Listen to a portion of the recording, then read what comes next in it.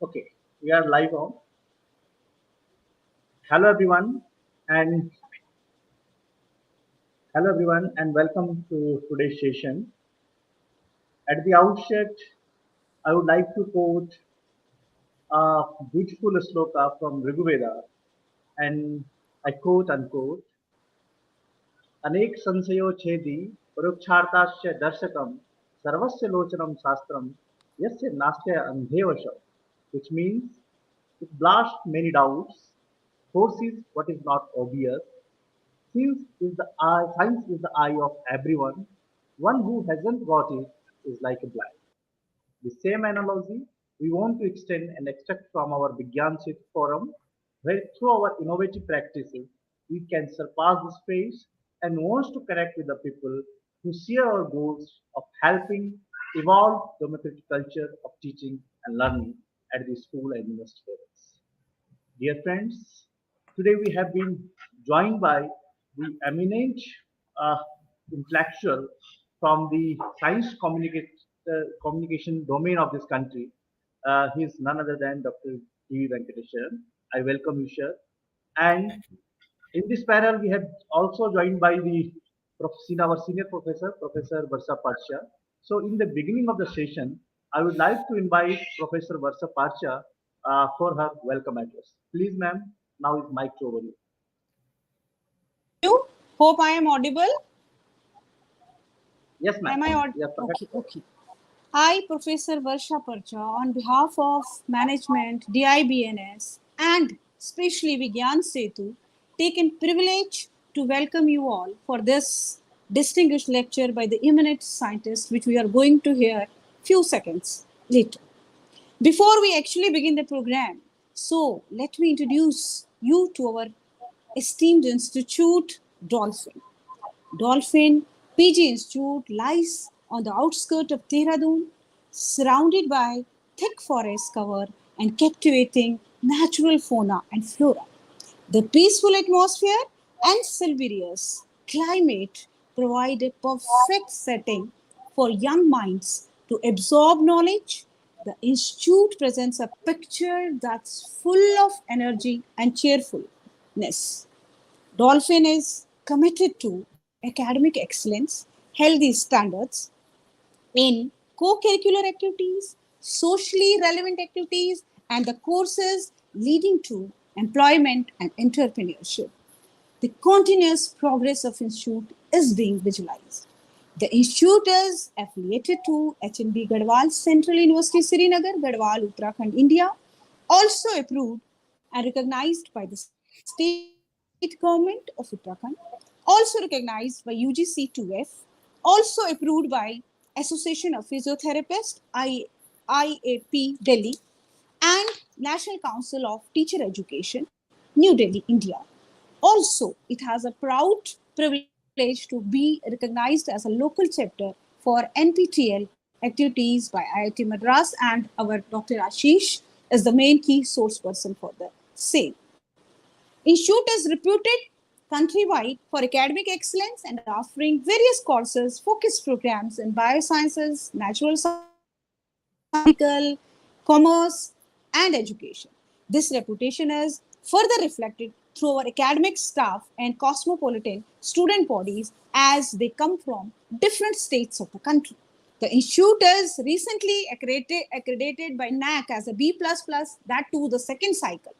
The institute has identified potential sectors which will soon spell the boom of the country's economic growth: biotechnology, microbiology, medical lab technology, biochemistry, forestry, agriculture, horticulture, chemistry, pharmaceutical chemistry, zoology, botany, physiotherapy are gaining immense popularization these days. On achieving satisfactory progress in academics at the postgraduate level as well as the UG level for last so many years, the institute has rightly entered in the field of research activities at the PhD levels. We have number of scholars which are being enrolled for the PhD programs, number of projects, funded projects by the government-sponsored bodies we are running over here in the Dolphin Institute, faculty almost whole of most of the faculty, I mean, except few courses where you don't find the PhDs, we have the PhD recruited faculties, and they are working towards the research and excellence, publishing papers, patents, and so many things.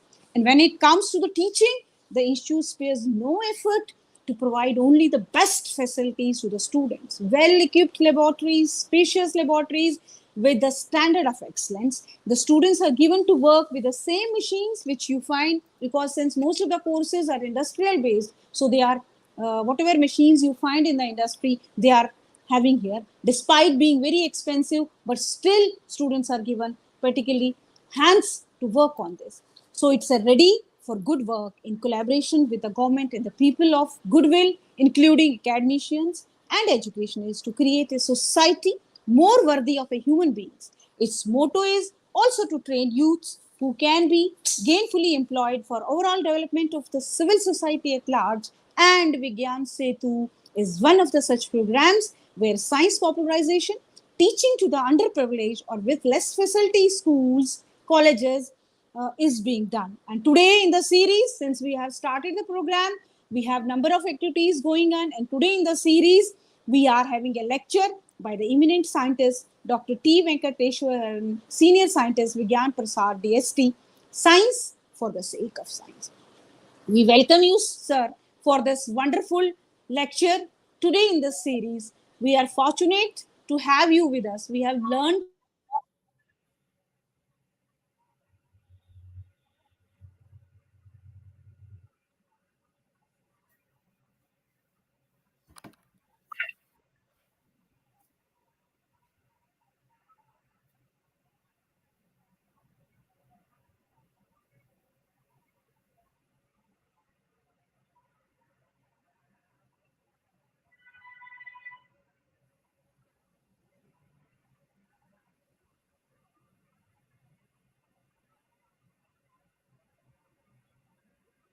Okay.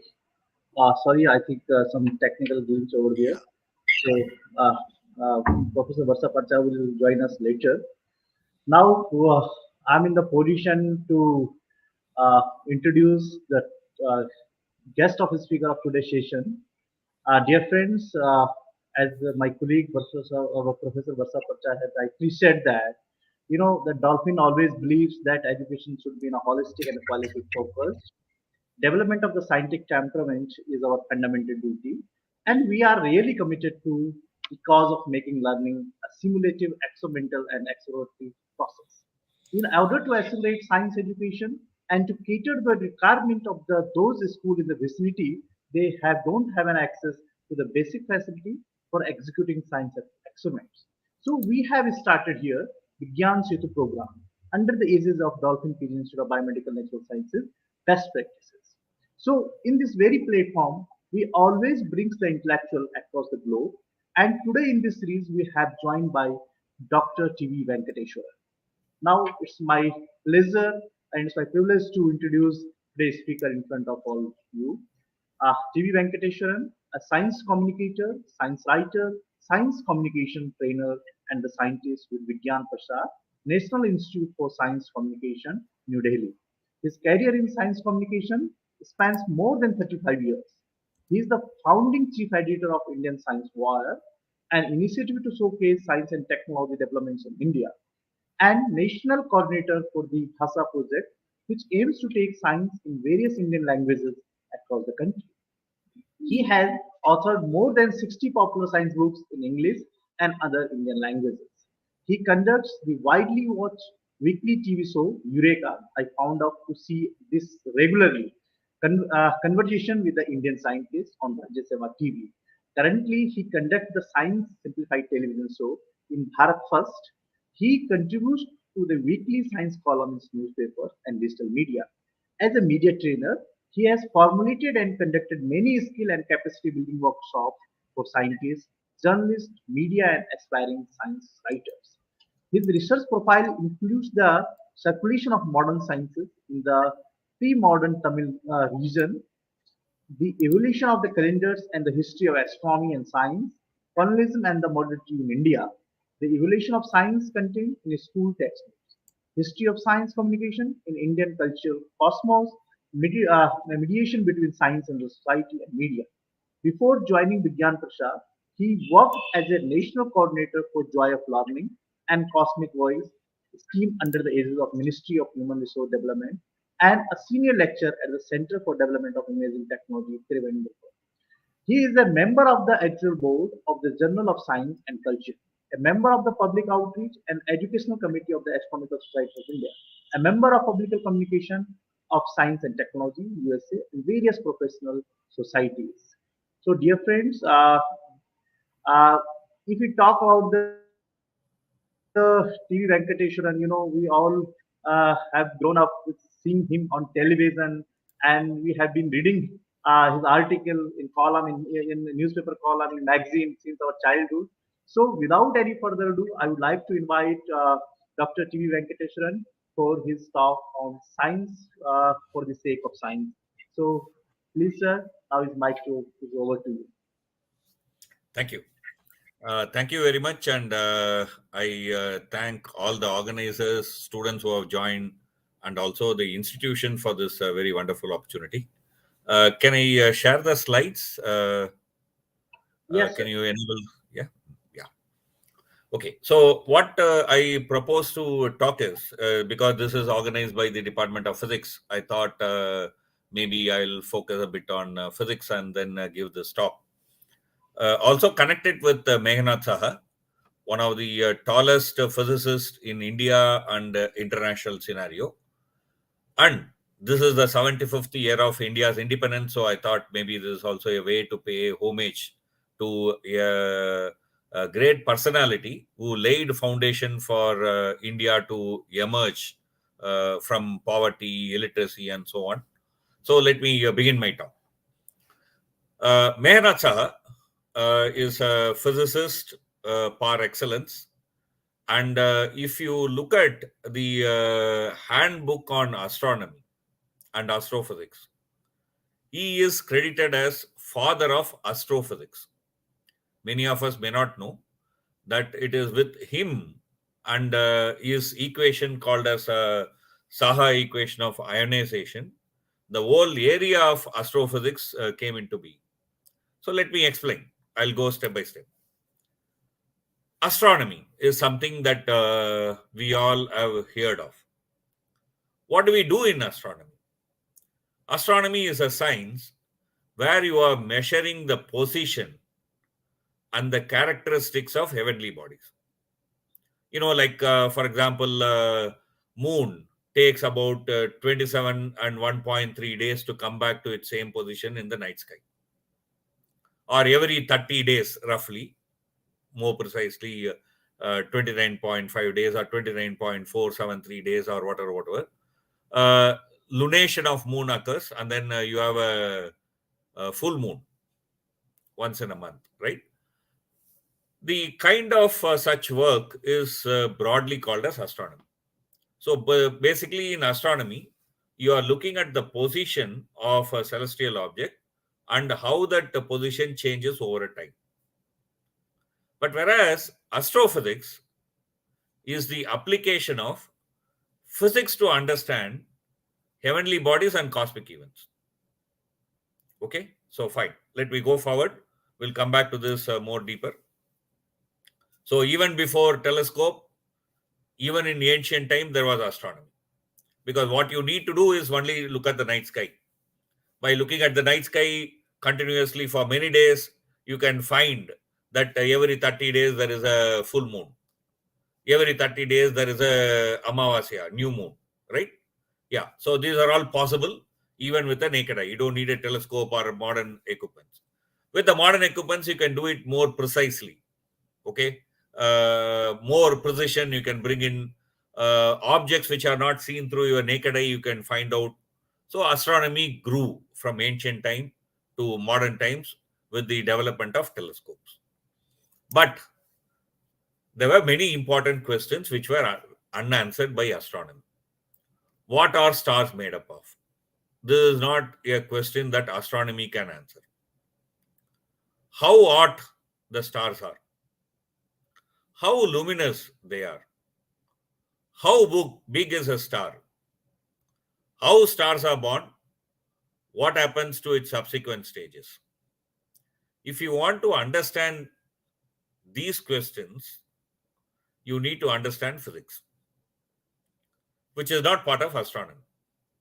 Astronomy may tell you that there is such and such a star at such and such a position, and it will reappear on after so many days.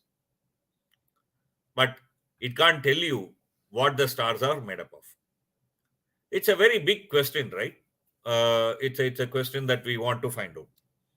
In fact, in 19th century, a philosopher called Auguste Comte, he said, for example, on the subject of stars, all investigation which are not ultimately reducible to simple visual observation are necessarily denied to us.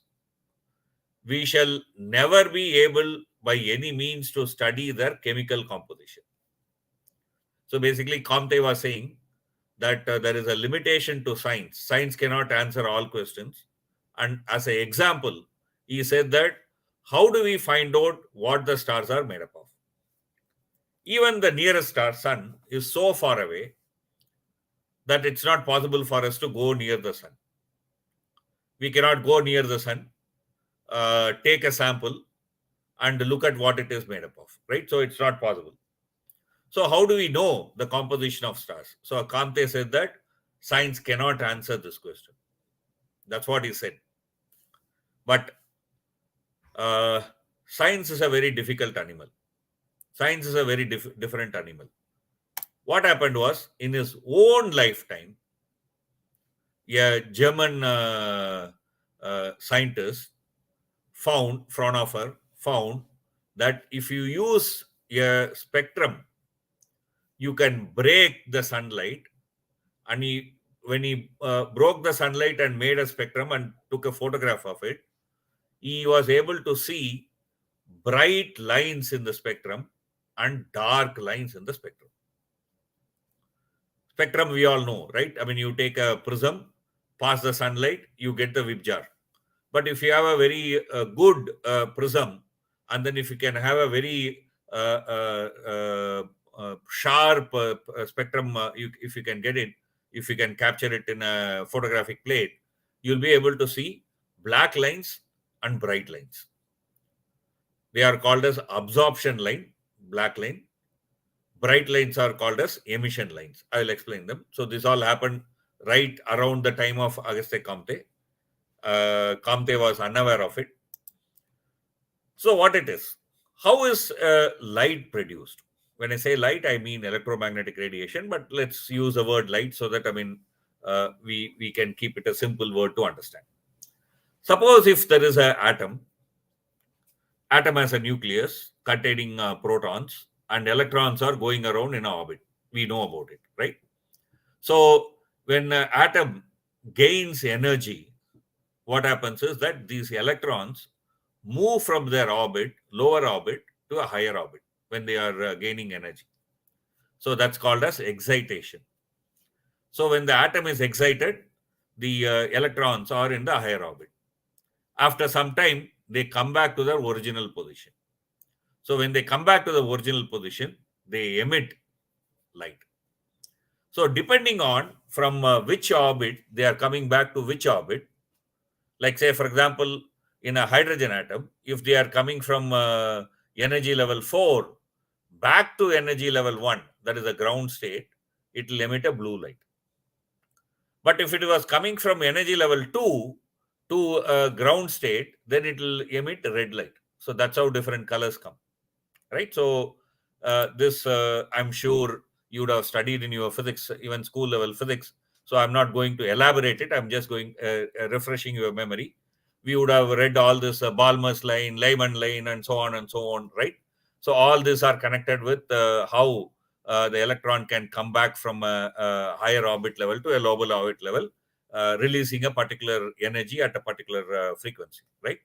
Or wavelength, right? So that's something that we know. This is how light is produced.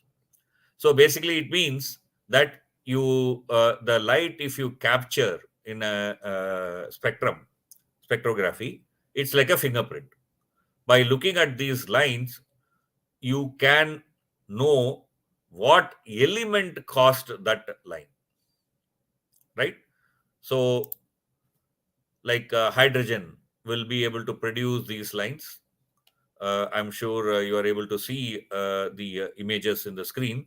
Helium can produce certain kinds of lines in the spectrum. Sodium will produce a completely different set of lines, right? So you can see that sodium has a pair of lines very near to each other, very specific. These are all in the visible range. Okay, in the visible range, this is how the lines of different elements are. So in a way, it's like a fingerprint. So even sitting on Earth, by looking at a starlight through a prism and getting a spectrograph, we can actually know what the stars are made up of. So what Kamte said is essentially wrong. Maybe at the time of Kamte, we did not know how to do it, but science finds ingenious ways to answer questions which remain unanswered. Okay. Now, if every atom is going to produce certain lines, how do we get a continuous spectrum? Why we get the all red, all yellow, all blue filled up with the light? So when the atoms crowd together, when they are in very dense position, one energy level of one atom can be distorted by another atom, because other atoms have electrons, right? So they create electrical field. So that electrical field disturbs the atom next to it. So each others are disturbed. So there is a disturbance in their emission lines. So they blend together and they form a continuous spectrum. Okay, so this is what happens in a star. Like, for example, when the star emits light, it's a continuous spectrum. But that light can come through a cloud of gas, because the star is usually covered by a upper layer of a gas, right? So when they come through that upper layer gas, there is black lines, which is absorption. So they are absorbed. Okay. At the same time, there are primary elements which are actually releasing the energy. So then you have bright line. So if you look at a stellar spectrum or spectrum of a sun or a star, you will find that there are dark lines and bright lines. So the dark line tells you what kind of elements are surrounding that star. Bright line tells you that which elements are actually emitting the light, right? So fine. So this is how the emission and absorption line looks like in a spectrum. So if you look at a sun emits a continuous spectrum, which is partly absorbed by the upper atmosphere, that is the photosphere of the sun, and then you have a spectrum which you can see in the earth. So sitting on earth, we can actually know what the sun is made up of, stars are made up of, right? So what is there in the sun? By looking at the spectrum, we can say that there is calcium, there is iron, there is helium, there is sodium, so on and so forth. Okay, so this is all fine. So this is what was happening during the 19th century. So in the 19th century, they found that there was a line which was not corresponding to any known material on the earth. So there was a speculation that there is something in the sun which we are not able to know. Sun in is also called as helios. So this material was named as helium. Subsequently, on Earth, when you decompose the atmosphere, chemists discovered helium. So by looking at the spectrum, they found a material which was not known earlier at all. Okay, so this is what happened. And when more and more better telescopes came, better spectroscopy came, they found that there was a line. Okay, there was a line which again was not explainable. They were not knowing how this line, emission line, came in the sun spectrum. So people thought that maybe there is a new element like helium, which is found in the chromosphere of the sun.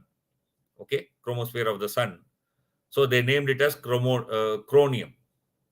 They said that maybe there is an element called chromium. So it was a mystery. Is there an element called chromium or something missing?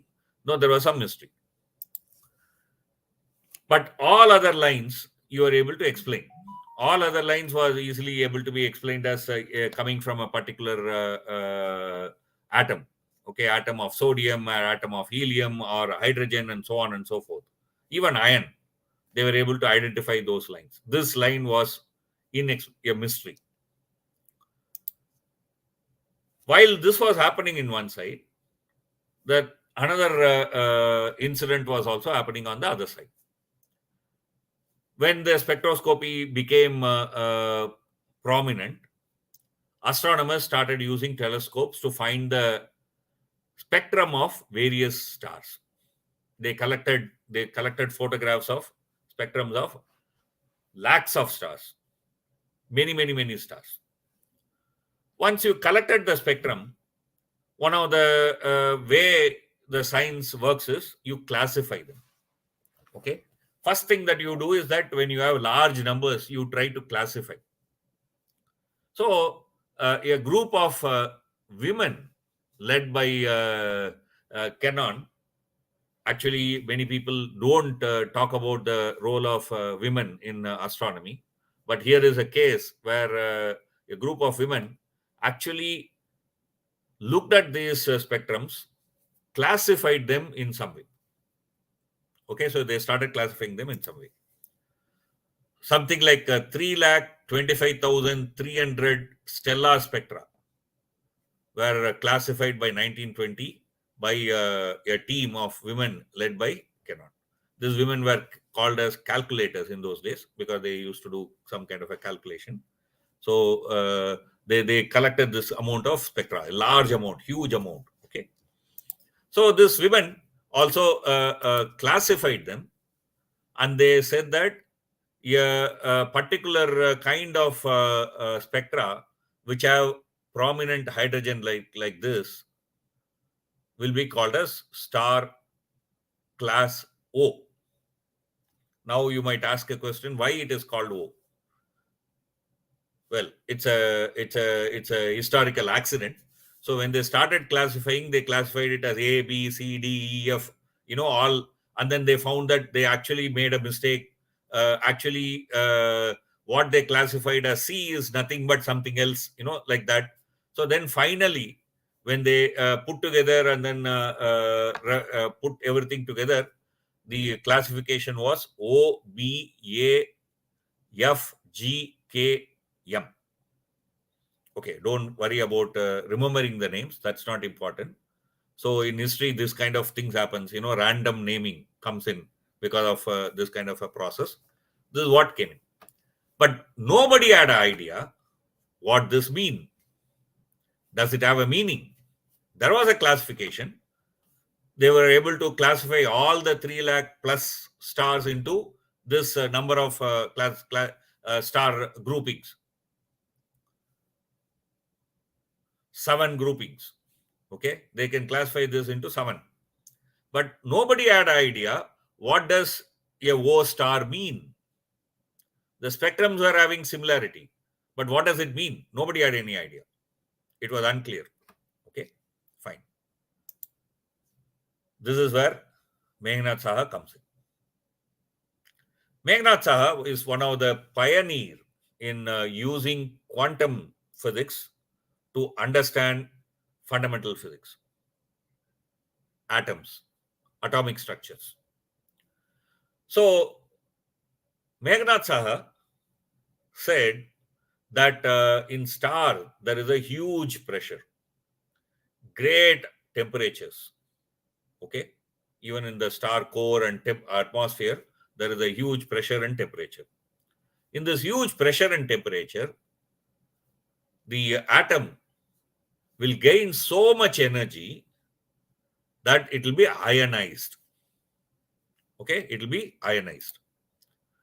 So what he found when he did his physics was that when you look at the energy levels, okay, energy levels of let's say the ground state electron in an atom, when the temperature goes up, when the temperature is low, most of the atoms will have the ground state electron in the ground state. A little will be in the second level. Very little will be in the third level. Even smaller amount in the fourth levels. Even much, much smaller amount in the fifth level. This is how, if you look at a collection of atoms, okay, at a particular low temperature, if you look at it, the ground state electrons position will be like this.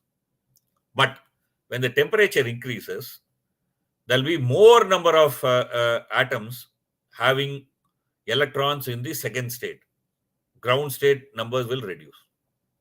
When the temperature increases, there will be more in the third stage and less in the ground state. Okay, so this is something that he found by calculating using quantum mechanics. Second, remember one thing. If you have a neutral atom, the atom has a particular size. Okay, there is a nucleus and there are orbitals and they have a particular size. You take away one electron. Now what happens? The number of electrons are much less compared to the number of protons in the center. So it is now positively charged. A positively charged nucleus can attract the electrons, right? So they can attract the electron. So then what will happen is that ionic atom will shrink. Its size will be less than the size of a neutral atom. Okay, so if I look at a sodium atom, Na, and I take away one electron, when it is a neutral atom with the same number of proton and electron, it will be bigger. If I take out an electron, then it will become a smaller one. Okay, so that means the energy levels will change. So in an ion, the energy levels will change. The orbital's position will change. So in a shrinked atom, the orbitals cannot be in the same position, right? It will change. So which means when they emit spectral lines, the spectral lines will change its position v bit, little bit, not too much, but it will be slightly away. Okay, so slightly away, either to the left or to the right. Okay, this is what Saha's equation found out. Saha worked with the quantum mechanics, and then he found out that in a given temperature and pressure, how will be the distribution of a particular atom of an element. If I take an element, how will the atoms be distributed in the range? Okay, not all of them will become same. I mean, some of them will lose many electrons, some of them will lose no electrons, so there'll be a range. Okay, so in that ionization rate will be different. So what will be the ionization rate in a given temperature and pressure? That's what Saha's equation found out. So if I look at that Saha's equation, if I look at the pressure, okay, so the pressure will be very high at the lower temperature, lower height, and the pressure will be low when you go away from the center of the star, right? The center of the star will have high pressure. When you go outer and outer, the pressure will go down. Temperature.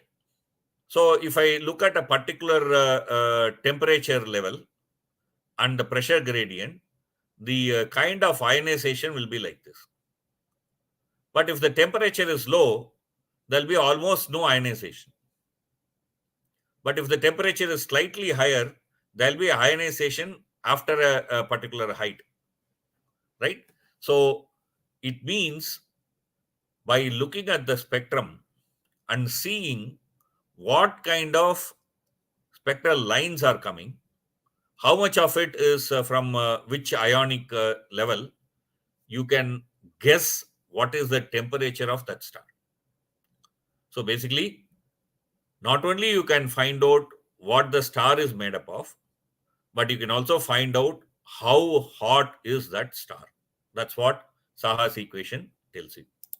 Okay, so basically, if I take, for example, calcium, which is one element found in many stars in its upper atmosphere. Okay, so if the temperature is low, mostly you'll have what is called as a G line from calcium. But if the temperature is high, then you will have a G line from calcium and H and K line from calcium ion, positive ion. And when the temperature is even high, mostly you will have H and K line from positive ion. Okay, so neutral calcium, you will not see the line at all, right? So by looking at the spectrum, now looking at, for example, carefully looking at the spectral lines of calcium, you can find out the temperature of the star. So if you put them together, if I take, for example, simplest of element, hydrogen, okay, when the star is cool, okay, when the star is cool, what you will have is that you will have a weak hydrogen line. When the star is very hot, you will again have a very weak hydrogen line. Why? Because when it is very hot, the hydrogen would have lost its electron. So there is no electronic position. Hydrogen has only one electron, right? So there is no excited electron falling back, so it won't be emitting any lines at all. But when it is in a particular temperature range, then you will find that some of them will be ions lost, basically meaning that it won't be emitting, but some of them will be in excited state, so it will be emitting. So you will find that in the middle range with regard to hydrogen. This is not same for every element. For hydrogen, this is true. Okay, so you can find that how hydrogen lines will behave depending on the temperature of the star, from hottest to coldest, right? So if I draw it into a spectrum, into a graph, the graph of hydrogen will look like this. So when the hydrogen looks like this, it will be, the hydrogen lines will be prominent when the temperature is around 10,000 plus minus. Okay. So when it is very high, there'll be no hydrogen line. Very low, there'll be no hydrogen line. But then if I add helium, I'll get another point. If I add many other elements, then I'll get many other lines. Now suddenly, what seemed to be a mystery became solved. So if I look at different elements and different temperatures, they become prominent at different temperatures. For example, magnesium is prominent in 10,000. Iron is prominent. I mean, iron 1, meaning that iron which has lost one electron is prominent at 5,000 degree, right? Titanium is prominent when it is 3,000 degrees. So if you find a bright titanium line, then that star is most likely 3,000 degree Kelvin, right? So this is what you can find from using Saha's equation. So if we look at, for example, the Orion constellation, Regal is a B class star. Betelgeuse is a M class star. So you can find what kind of class they belong. That means you can find what is their temperature and so on of all the stars. So it is not only position, but the physical property now you are getting to understand. In astronomy, you knew only the position and the movement. Now you are talking about physical property. What is the temperature? What is the pressure? Okay. I'm sure in school we have studied about physical property, chemical property, and so on, right? So now you are now starting to talk about the physical property of these stars. So the astrophysics comes into picture. Later, Cecilia, another women astronomer, showed that sun, stars, etc., are all mostly composed of hydrogen. Again, using spectral studies. Okay, and then the problem was solved. There was no chromium. The mysterious line that was appearing in the sun spectrum in corona, sun's corona, was not some new element, but very highly ionized iron. Very highly ionized iron. So from that, we know that the corona is million degree Kelvin, much hotter than the surface of sun. Okay, which itself is a mystery. And the classification got scientific explanation why they are in same class. All O class stars, for example, are in a particular temperature range. They are about 30,000 Kelvin. O class stars are 30,000 Kelvin. Whereas M class stars like the Betelgeuse or Trivandra is about 3,000 Kelvin. K class stars, Sun is a K class star, are between 3,000 to 5,000 degree Kelvin surface temperature. Okay, so basically the classification was actually indicating the surface temperature of the stars. That's what it is. Okay. And this mystery got actually solved by Saha's equation.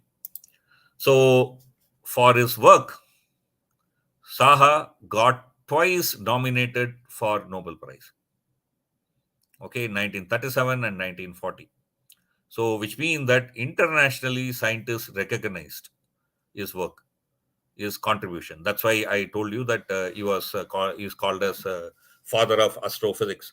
So, the mere astronomy became physics because of Saha's ionization equation. Even today, many astrophysics work is conducted using Saha's ionization equation. He was also an activist. Many of you may not know.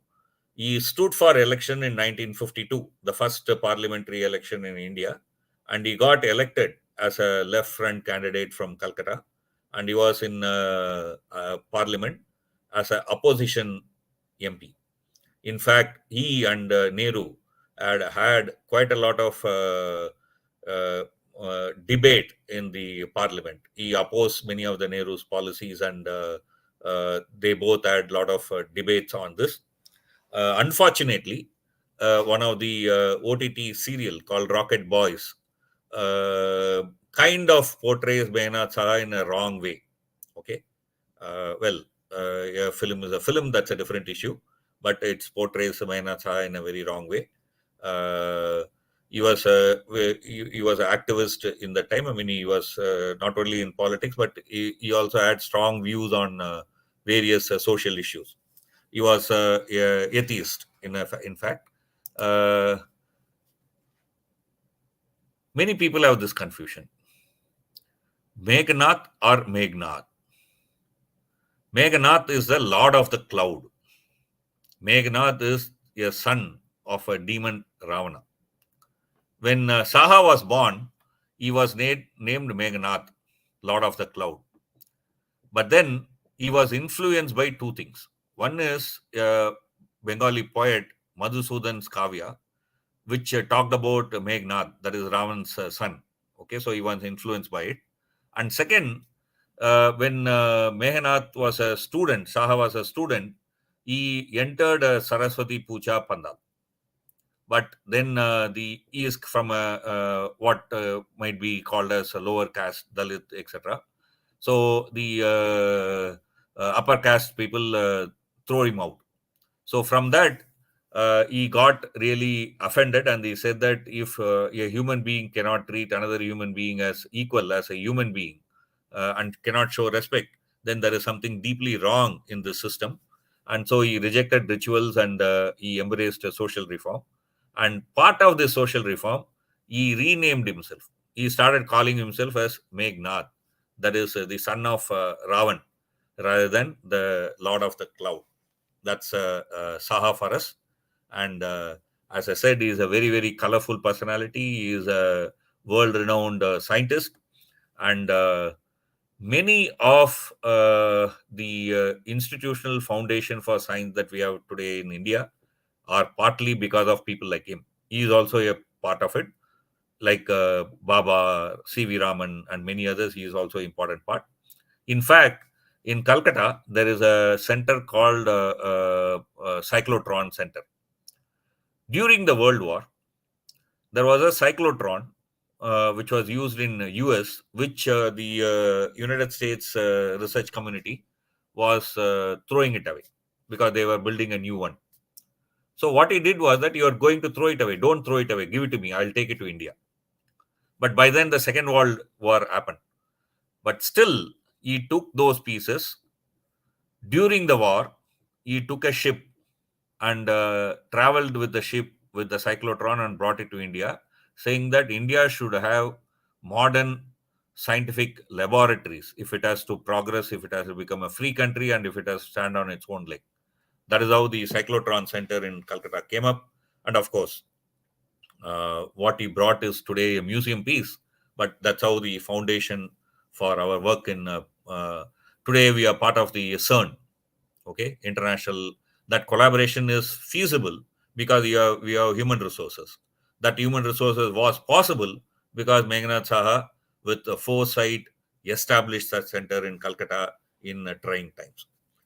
With that, and I think by paying homage to him and all other people who established, laid foundation for science in India in this year of 75th India's independence, I think I'll end my talk. Thank you for your opportunity. I hope you enjoyed this talk. Thank you.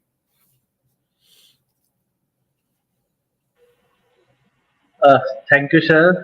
Really, it's a wonderful talk, and for especially for me, it's one kind of you can say it's a killing of two birds through one stone, because I will consider it your talk because we have established a Punarvasu, that's the astronomical club in our department, Okay.